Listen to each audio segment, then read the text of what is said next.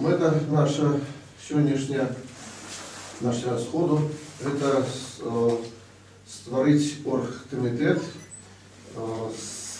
и потом далее створить громадянскую инициативу. Ну, мы назвали ее «Хайсы».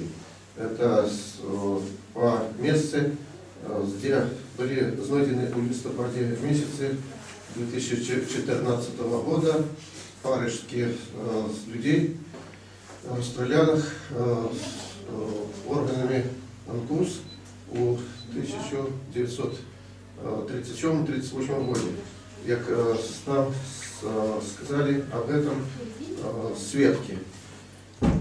Мы опытали где-то прикладно с полдесятка человек. Там же лежать люди, там лежать чьи-то батьки, деды, матери, осиротили столько семьев, поганцы, большевики. Для их життя ничего не коштовало. И 17 года. И так оставлять это, убачивши, мы вирішили, что нельзя.